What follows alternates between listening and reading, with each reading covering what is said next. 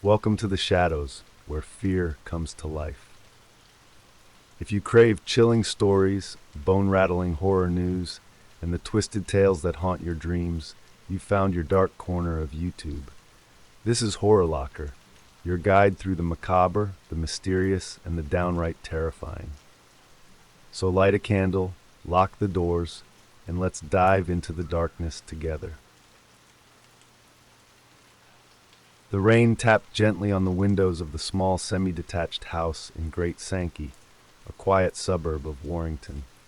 It was early March, and the sky hovered in a permanent state of gray, as if undecided between winter and spring. Inside, the smell of turmeric and cumin drifted from the kitchen, clinging to the wallpaper like memory. 17-year-old Shafilea Ahmed sat at the edge of her bed, tugging at the sleeves of her school jumper, nervously smoothing the fabric over her wrists. She could hear her mother moving downstairs, the clang of pots, the low hum of Urdu news on the television. The sound of her father's footsteps, precise and heavy, echoed like a countdown. Her school bag leaned against the desk, unzipped. Inside were books on law, poems she'd scribbled during maths lessons, and a glossy career leaflet folded 4 times into a tight square. On the back of it, in purple ink, she had written, "I feel trapped, like a bird in a cage. I wish I could fly." Her bedroom was a world of quiet rebellion. Hidden beneath traditional salwar kameez in her wardrobe were tight jeans, crop tops, and a secret bottle of foundation she shared with her cousin. Posters of R&B singers clung to the closet door, taped low so they wouldn't be spotted from the hallway. At school, she was someone else. She laughed loudly, flirted shyly, and loved to dance during free periods. Her best friend, Katie, called her Shafi and told her she'd make a brilliant lawyer. "You've got that fire, mate." But at home, that fire had to be buried deep. "I made you aloo keema," her mother said that evening, placing the plate in front of her. Shafilea murmured a thank you, eyes downcast. Her father, Iftikhar, sat at the head of the table. A cab driver by trade, he rarely smiled, but often stared, a quiet, simmering intensity in his gaze. Her mother, Farzana, rarely challenged him. Dinner was eaten quickly, mechanically. No one mentioned the bruises that still colored Shafilea's arm from when she'd argued last week about staying out late. She'd wanted to go to a friend's birthday party. Just an hour, she'd pleaded. No alcohol, no boys, just girls and cake and music. "No decent girl behaves this way," her father had said. "You think we raised you to become like them? You are Pakistani. You are Muslim. You will remember your place." She had remembered, and then gone to her room and cried. That night, after her family fell asleep, Shafilea sat at the window with her knees drawn to her chest, staring at the dim streetlight across the road. In her lap was a diary, soft-covered, the lock long since broken.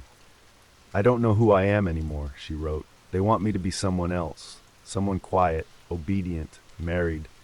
But I want something more. I want to be seen, I want to be free. Is that so wrong?" Below the window, a car passed slowly.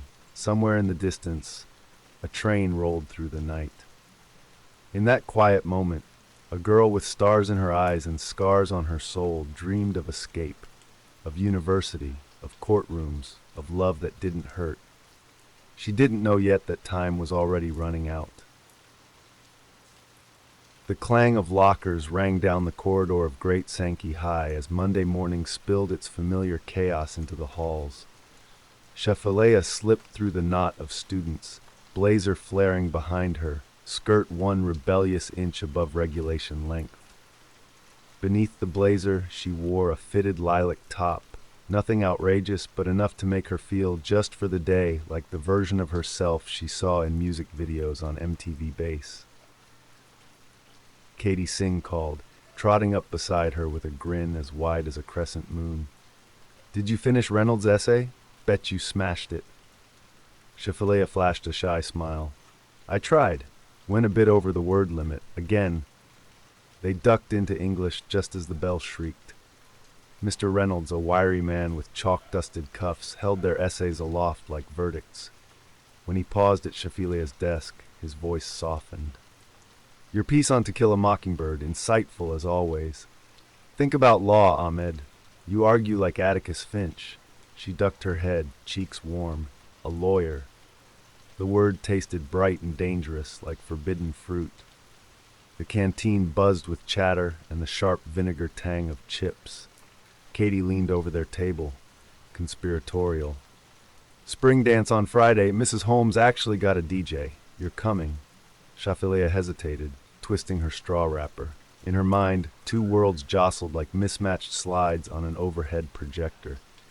In one, she danced beneath colored lights, heels clicking, Destiny's Child belting empowerment anthems. In the other, her father's voice cracked across the dinner table. A decent girl is home after school. The slides would never align. Can't promise, she murmured. Katie opened her mouth to protest, but the bell spared them. Classes washed the afternoon away, and soon Shafilea was at the careers office, brochures fanned across a desk. Pathways to Law, read one. She folded it once, twice, 4 times, slipping it into her blazer pocket like contraband. By 4:30 she was off the bus, the lilac top buried beneath her blazer once again. She paused at the garden gate, smoothed her skirt to its proper length, and inhaled a last breath of cool, free air before stepping into the house. Inside, heat and spice closed around her like a fist. Her mother, Farzana, was rolling dough for chapatis. The kitchen window steamed opaque. Homework first, then peel the onions, she said without turning. Shafilea changed into a plain salwar kameez, pinning a dupatta over hair still scented with strawberry shampoo. She joined her mother, fingers stinging from onion juice, eyes watering for reasons she'd never confess. When her father arrived, cabbie's jacket damp from drizzle, the atmosphere thickened. He asked about her day without really asking, eyes narrowing when she mentioned the careers talk. Law? For a girl? A humorless chuckle. You'll study something sensible, then marry. End of story. Her pulse fluttered. But Baba, it's a respected profession. It is not for you, he snapped, the final syllable spitting onto the table like oil in a hot pan. Silence swallowed the room. Her younger siblings stared at their plates. Later, after the dishes were scrubbed and the smell of fried onions finally drifted upstairs, Shafilea sat cross-legged on her bed, very. The folded brochure lay open now, its crisp edges lit by a desk lamp. They say justice is blind, she wrote in her diary, but at least justice can walk outside. I can't even walk to the corner shop without permission. She heard whispering down the hall, her parents discussing a visit to Pakistan that summer. Relatives, proposals, good for the family. The words seeped beneath her door like smoke.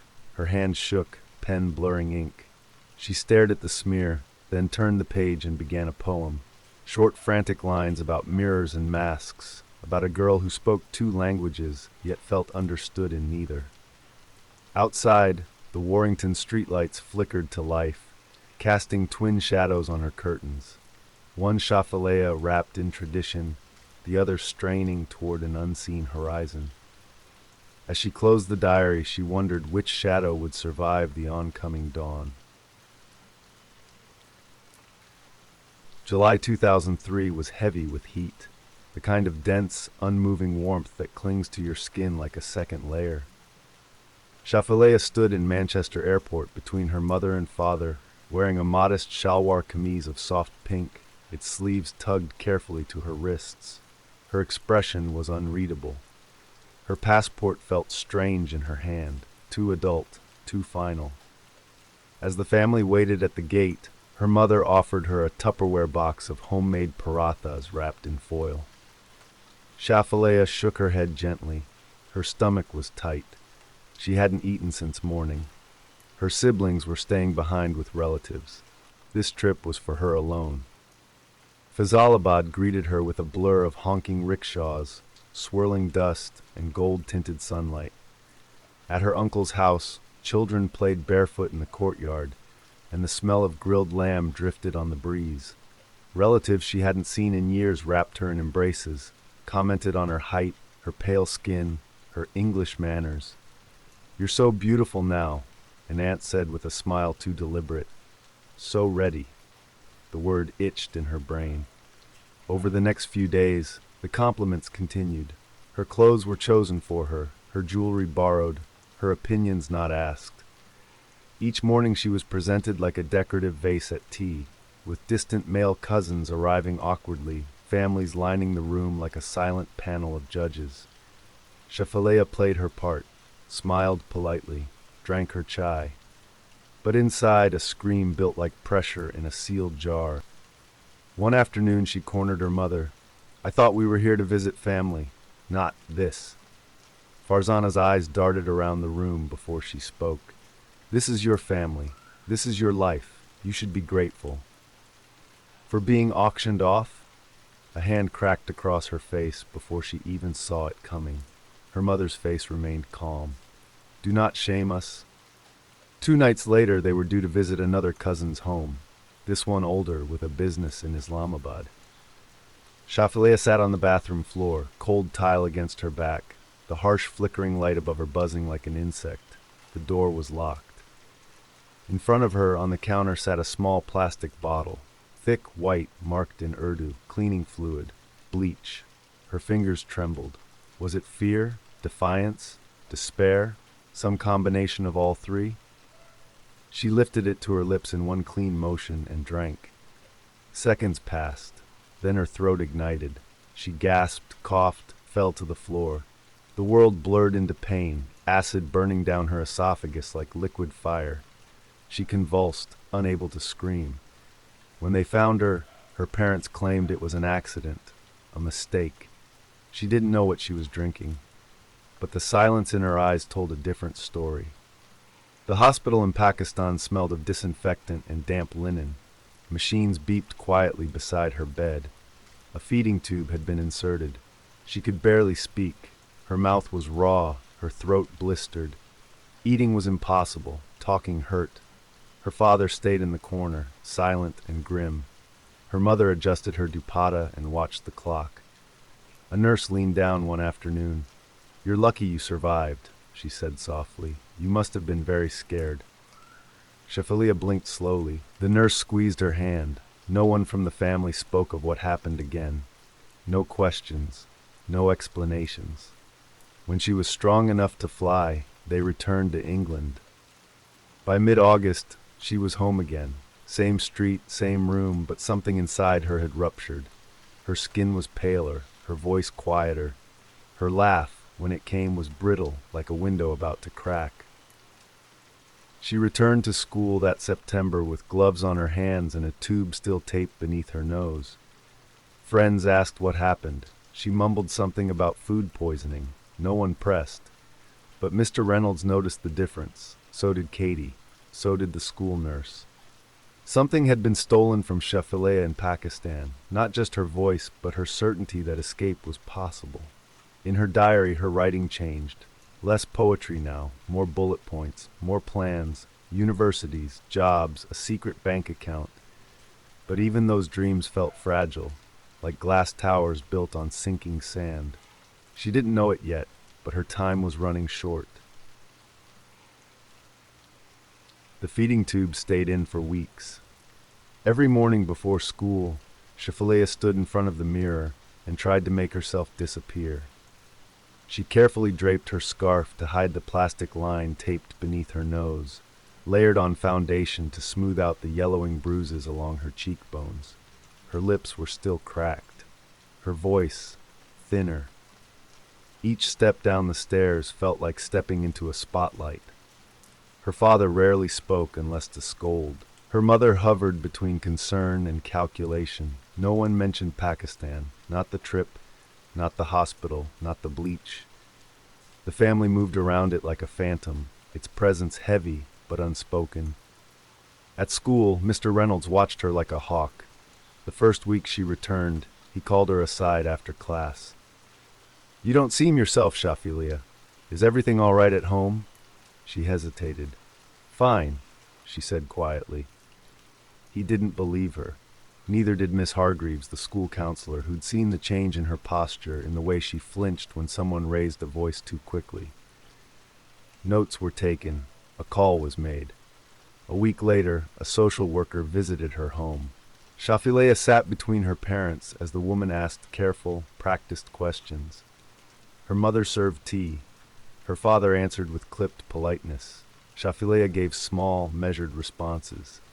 Yes, she liked school. No, she wasn't afraid. Yes, she was feeling better. No, nothing was wrong. When the social worker left, her father turned to her with a cold, unreadable stare. You speak to them again, and you won't come back from the next trip. Her mother said nothing. Her poetry became a second voice, private, fierce, and desperate. She scribbled on scraps of notebook paper, the backs of old receipts, even bus tickets. Held in the chains of culture, behind the walls of shame, I scream but no one hears me. Only the silence knows my name. She hid the pages beneath her mattress, in the lining of her school bag, inside library books. To her friends, she smiled. She played the part. She even let Katie drag her to the school dance for a few minutes. Long enough to sip a soda and watch the lights swirl across the gymnasium walls. But inside, something was closing in. The bank account she'd quietly opened now had £80 from part-time shifts at a call center. University brochures were hidden in the bottom of her wardrobe. Liverpool, Manchester, Leeds, escape routes. She was planning something.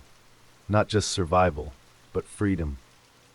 One afternoon, she slipped into the nurse's office during lunch. It was empty. She sat down, hands clenched on her knees, and waited. When the nurse entered, startled, she froze for a second, then softened. Shafilea? I need help, she whispered. If I go back to Pakistan again, I won't come back. The nurse's face changed. A flurry of activity followed. Referrals, a phone call to social services, an emergency plan for protection. But nothing happened quickly enough. Days turned to weeks. Meetings were scheduled, delays stacked like bricks. Shafilea's voice, for all its bravery, got lost in the machinery. And at home, her parents had begun speaking in Urdu more often. The conversations were quieter, plans were being made, something was coming. By September 2003, Shafilea had grown quieter still. Her diary entries became more urgent, more fragmented. One scrawled line read, I'm not scared of dying anymore, I'm scared of disappearing. She'd begun skipping meals. Her frame grew thinner, her face sharper. A teacher asked again if everything was okay. She nodded. Then, one evening, she simply didn't show up to school the next day. Not the next day. Not the next week. Not ever again. Her parents told people she'd run away. She was unhappy, they said. She must have gone to London. You know how teenagers are. But those who knew her best, teachers, friends, and siblings, felt the shift. They knew something was wrong. They just didn't know how terrible it really was.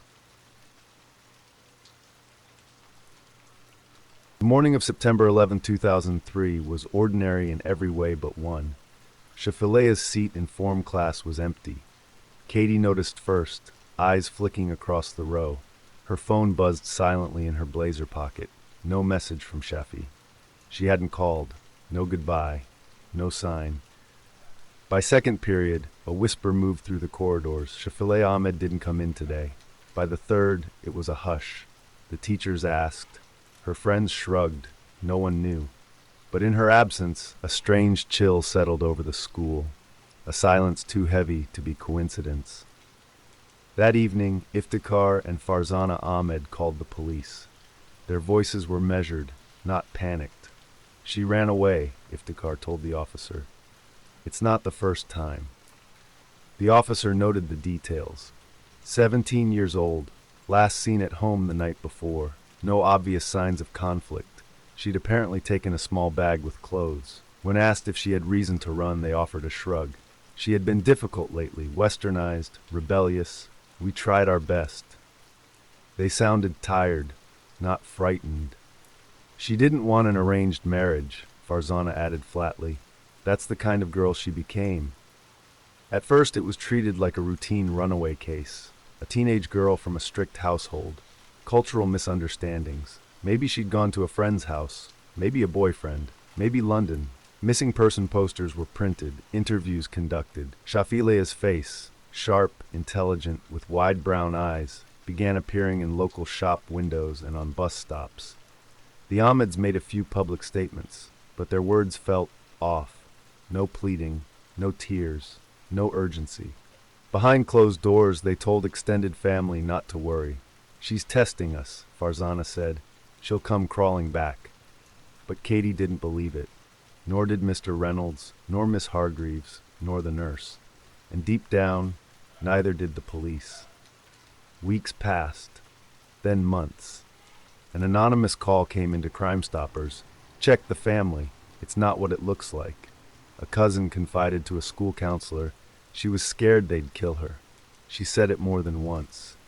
Another classmate said she'd seen bruises. A teacher remembered a line from a poem Shafilea had written, "Buried alive in my own house." The investigation shifted, from runaway to potential honor-based violence. Searches were conducted. The family's Warrington home was combed, garden beds dug up, carpets pulled back, but nothing was found, not a trace. Her parents insisted she'd left, that she was alive, hiding somewhere. But Shafilea's bank account remained untouched. Her phone never lit up again. Her poems stopped. Her bedroom stayed just as she left it, neat, almost too neat. On the desk, her final law school application, still unsigned. On the shelf, a cracked copy of Jane Eyre. On her pillow, a single gold earring, forgotten. It was as if the house had swallowed her whole. Her siblings stopped asking questions aloud, but sometimes late at night they whispered to each other in hushed tones. "She didn't run away," one said. "She would have told me." But the walls of the Ahmed home were thick with silence, and no one was talking. By 2005, the case had grown cold. Tips dried up, leads faded, the public moved on. But a quiet fire still burned in the minds of her teachers, her friends, her advocates. They knew what kind of danger she had been in. They had tried to help, but it hadn't been enough. The police kept her name on a whiteboard in a back room at the station. Shafilea Ahmed, Diog, July 1986, status missing. But soon that status would change. Because somewhere, buried under months of silence, the truth waited. And in the coming autumn, it would finally rise. September 14th, 2004. Exactly 1 year and 3 days since Shafilea Ahmed vanished without a trace. Near the River Kent in Cumbria, the water moved slow and lazy through farmland near the town of Sedgwick. It was the kind of place where time dripped instead of flowed, where sheep grazed without urgency and the horizon stayed still. That morning, a local man walking his dog near a remote bend in the river noticed something strange.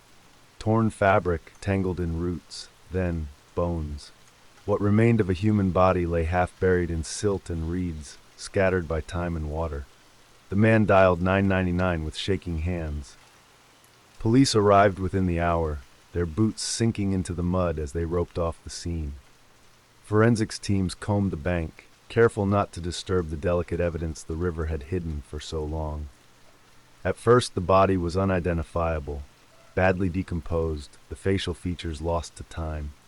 But clothing fragments clung to the remains, a zip-up top, dark trousers. In the pocket of the trousers, they found a faint trace of something extraordinary. A pair of golden hoop earrings, and then a miracle. Dental records. A match was made within days. The remains were confirmed. It was Shafilea Ahmed. When the announcement came, it rippled like shockwaves across Warrington. Local news broke the story first. National outlets followed. Remains of missing teenager found in River Kent. Shafilea Ahmed confirmed dead, foul play suspected. At Great Sankey High School, teachers stared blankly at their screens. Katie collapsed in tears. Mr. Reynolds closed his classroom door and cried alone at his desk. The Ahmed household was silent. The public facade crumbled fast. Detectives reopened the investigation with renewed urgency. What was once a vague case of a runaway was now a murder. Shafilea's body showed signs of significant injuries to the neck and chest. Forensics couldn't determine exact cause of death, but the decomposition suggested suffocation. Police re-interviewed the family, this time with pressure. Iftikhar and Farzana Ahmed maintained their innocence. She must have run away. Someone else must have hurt her. But inconsistencies mounted. No record of a bus or train taken, no money withdrawn. Her passport was still at home, and then came a new witness. It was 2010 when Alesha Ahmed, Shafilea's younger sister, walked into a police station. She had held it in for 7 years. She couldn't anymore. In a voice that trembled with old terror and new fury, she told detectives the truth. I saw them kill her. She described the night in horrifying detail, an argument. Shafilea resisting again, the word honor hurled like a weapon, then violence. 2 pairs of hands, a plastic bag, her muffled screams, her body going still. Her parents calm, cold, calculated. She was bringing shame, they said. Nearly 8 years after Shafilea vanished, police raided the Ahmed home. Iftikhar and Farzana were arrested on suspicion of murder. Farzana broke first. In custody, she admitted to witnessing the killing, even participating. Then, days later, she retracted the confession, claimed she'd lied to protect herself. But it was too late. Alesha's testimony, the forensics, and the long paper trail of abuse built a damning case. The family's secret was no longer theirs to keep. Across Britain, the case exploded. It wasn't just about murder. It was about honor-based violence, about culture, identity, and control. About the battle young women like Shafilea fight every day, between 2 worlds, neither fully home. Newspapers ran headlines for being Western, a British tragedy, justice for Shafilea. But justice hadn't come yet. It was still waiting. May 2012. Almost 9 years after Shafilea Ahmed's death, her name finally entered the courtroom. Not as a footnote, not as a missing person, but as the central figure in a case of chilling betrayal. The trial of Iftikhar and Farzana Ahmed opened at Chester Crown Court. Both were charged with the murder of their daughter, accused of suffocating her in front of her siblings in a so-called honor killing. From day one, the courtroom crackled with tension. This was not just a trial, it was a reckoning. The Crown's case was surgical in its precision. Andrew Edis QC, the lead prosecutor, stood before the jury and told them plainly, "This is the story of a girl who wanted to live her life freely and parents who couldn't let her." He painted a portrait of control, a father who saw his daughter's independence as rebellion, a mother who enforced the rules in silence, a household ruled by fear and reputation. He introduced Shafilea's poems as evidence. I don't pretend anymore, I just cage the pain. Then came the key witness, Alesha Ahmed. Alesha entered the courtroom a changed woman, early 20s now, steady, quiet, but haunted. She took the stand and with astonishing courage recounted the moment that had lived inside her for nearly a decade. My parents suffocated her. They put a plastic bag in her mouth while we all watched. She said the motive was clear. Shafilea's Western lifestyle, her refusal of an arranged marriage, her resistance to control. The courtroom sat in stunned silence. Alesha continued, how her siblings were forced into silence, how they were warned never to speak, how the family moved on like nothing had happened. Her voice didn't waver, but her hands trembled. Iftikhar and Farzana pled not guilty. Their lawyers attacked Alesha's credibility, calling her vengeful, unstable, even jealous. They claimed she fabricated the story to get leniency for her own crimes. Alesha had been involved in a robbery years earlier, which had led to her confession about the murder. They insisted Shafilea had run away, that someone else had killed her, that the family was being smeared because of their culture. But their version of events began to unravel. Farzana's earlier partial confession was read in court. Inconsistencies appeared in both parents' statements. Neighbors and school staff testified to years of tension and control. After 11 weeks of testimony, the jury retired to deliberate.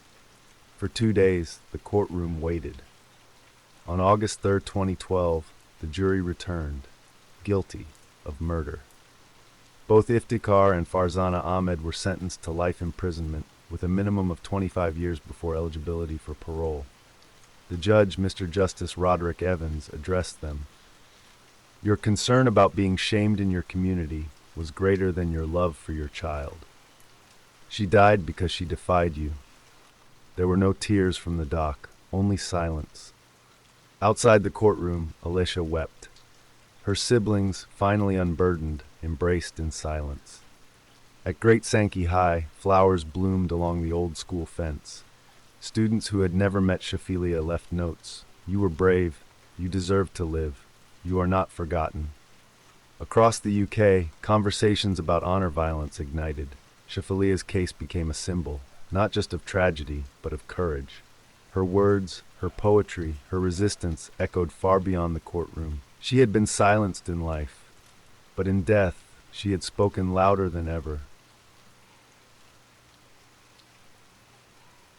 Shafilea Ahmed was gone, but she had not vanished. Her voice, buried for years beneath silence, cultural pressure, and fear, now rippled through classrooms, parliament halls, police training modules, and family homes. Her story changed things. In the days after the verdict, the British public reacted with a complex mix of grief, horror, and reckoning. The media debated whether the word honor should ever be used alongside murder. Campaigners called for greater protections for young women caught between conflicting cultural expectations. One MP said this was not honor, this was control, this was fear, this was murder. The Crown Prosecution Service issued new internal guidelines on identifying and prosecuting honor-based abuse. Police departments began reviewing cold cases with fresh eyes. Social workers received enhanced training. Schools, especially in multicultural communities, became more alert to subtle signs, withdrawal, unexplained injuries, poetry that read like coded cries for help. Shafilea's face, once printed on missing person posters, was now shown in training seminars. A warning, a legacy. For years, girls across Britain had been living in Shafilea's shadow, feeling what she had felt, fearing what she had feared. Now, more of them spoke up. A girl in Luton reported threats of a forced marriage and was removed from her home before it was too late. A teenager in Bradford cited Shafilea's case when asking a teacher for help, saying, "I don't want to end up like her." Charities such as Karma Nirvana and Southall Black Sisters reported surges in calls. What Shafilea could not survive, others now did. Because she had existed. The Ahmed household never reunited. Iftikhar and Farzana remained in prison. Appeals were denied. Neither showed remorse. Alicia and her siblings attempted to rebuild their lives under new names, new towns, new quiets. Some entered therapy. Some cut off ties to the wider family entirely. There was no true healing, only distance. But for Alicia, there was also freedom and a kind of peace. She had finally kept the promise she whispered over Shafilea's pillow the night after her death. "I'll tell them what you couldn't." And she had. In 2013, a memorial plaque was installed at her former school in Warrington. Below her name, it read, "She had a voice. Let us listen to it now." Her poems were published in several human rights reports. Excerpts appeared in leaflets handed out to social workers and police officers. A line from one of them was engraved into a memorial sculpture at a women's shelter in Manchester. "You only hear the silence, but I was screaming." Each year on the anniversary of her disappearance, vigils were held quietly in communities across the UK. Candles, photos, poems read aloud in classrooms. Shafilea's name became not only a symbol, but a catalyst. By 2020, multiple high-profile honor-based violence cases were successfully prosecuted in the UK, supported by legislation that grew directly out of the public outrage following Shafilea's murder. She was gone. But her resistance, the small brave acts of rebellion, wearing lip gloss, writing poems, applying to university, those were remembered now not as acts of defiance, but of incredible courage. Because in a world that tried to silence her, she insisted on being heard, and in the end she was. Shafilea Ahmed's death did not just ignite sorrow, it stirred a country's conscience. Her name, once whispered in corridors of schools and courtrooms, began to appear in places that shaped the future: legislative halls, academic research, and activist campaigns. From tragedy came transformation. In 2014, the UK government launched the Forced Marriage Unit, FMU, with expanded powers. While it had existed in a limited form earlier, Shafelea's case brought national attention to its necessity. Then came the 2014 Anti-Social Behavior, Crime and Policing Act, which did something extraordinary. Forced marriage became a criminal offense in England and Wales. For the first time, parents and guardians could be prosecuted not just for arranging or enforcing a marriage, but for psychological coercion, abduction, and threats. Tools of control too long overlooked. The Act specifically cited case studies like Shafelea's in parliamentary debates. Her experience had become the blueprint for recognizing subtle forms of abuse. In 2015, the UK rolled out mandatory training modules for school staff, GPs, and police on identifying signs of honor-based abuse, structured in part around the red flags missed in Shafelea's life. Unexplained bruises, sudden changes in behavior, withdrawn applications from university, repeated references to a double life. It was no longer enough to call these things cultural differences.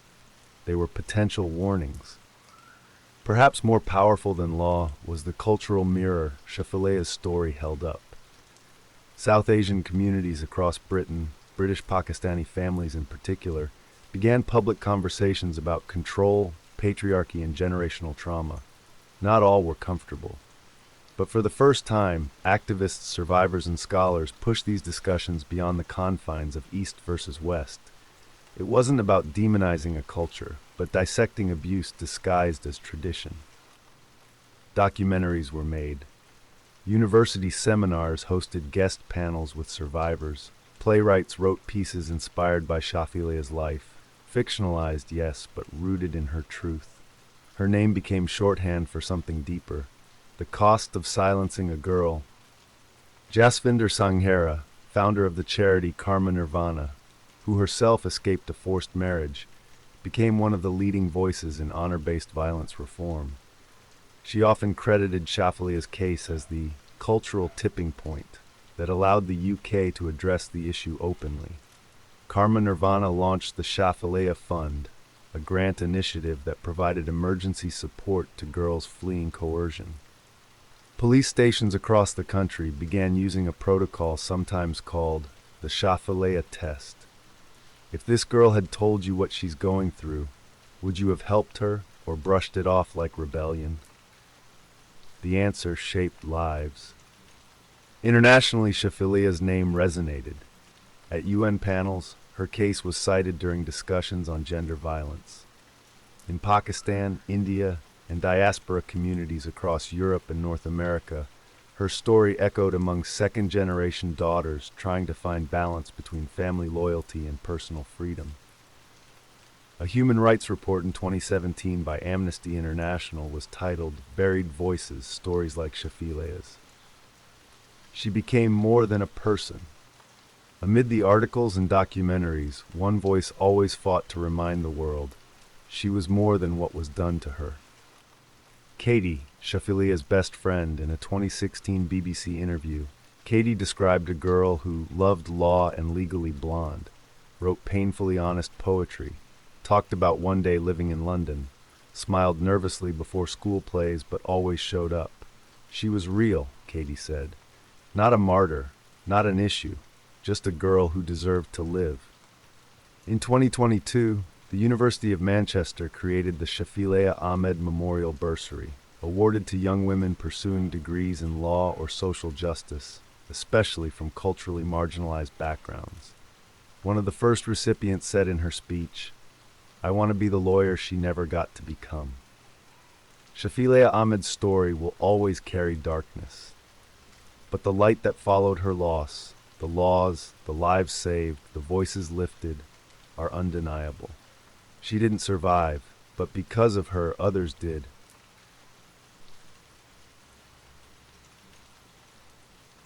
In the final moments of any story, it's easy to forget the beginning. But Shafilea Ahmed left behind more than a case file, more than a trial. She left her voice, scratched in ink across lined school notebooks, written in the hush of her bedroom, behind locked doors and drawn curtains. Her poems, unpublished, private, confessional, offered the rawest, truest portrait of who she was. This chapter belongs not to courts or campaigners. It belongs to her. Shafilea was a poet, a quiet one. No accolades, no readings, just words pressed from wounds. She wrote not to impress, but to survive. In her poetry, we see a girl torn between two selves, one trying to meet the expectations of a traditional home, the other gasping for freedom. Here is one of her most haunting verses, entered into evidence during the trial. "I feel trapped, not by walls but by expectations. They want silence, but I am full of screams. They want obedience, but I have dreams. I wear their clothes, but they don't fit." This wasn't teenage melodrama. It was a young woman's resistance, quiet, eloquent, desperate. Shafilea wanted to be a lawyer. She was articulate, thoughtful, and determined. Teachers remembered her essays on justice and fairness. Her school counselor remembered how she flinched at praise, unsure if it was safe to believe in herself. When she applied to sixth form college and secretly began university prep, she was laying out a roadmap to the life she wanted. One where she would speak for others who couldn't. One where she would never again be spoken over. "I want to help people who are trapped," she once wrote in a school journal. "Not because I pity them, because I am one of them." The final poem found in her notebook was untitled, no date, just a few lines scribbled in the margin of a diary page. It reads, "They think I'm asleep, but I'm awake in every way that matters, counting stars through the ceiling, dreaming through the silence, waiting for the life that has my name on it." She never lived that life, but the world she waited for, she helped shape it. Shafilea didn't get to stand in court and argue a case. She didn't get to publish a book. She didn't get to grow old. But her poems have become testimony. Her life has become a law. Her death has become a beginning. In classrooms, her poetry is now read during human rights workshops. In police training, her name is a checkpoint. In Parliament, her case is cited during debates on forced marriage protections. Shafilea is no longer just a cautionary tale. She is a catalyst. Shafilea Ahmed never shouted. She wrote. She never ran away. She stood her ground. She never gave in, not completely, not even in her final breath. And though she was silenced in life, her words endured, not because they were loud, but because they were true. You only hear the silence, but I was screaming. Now finally, the world is listening.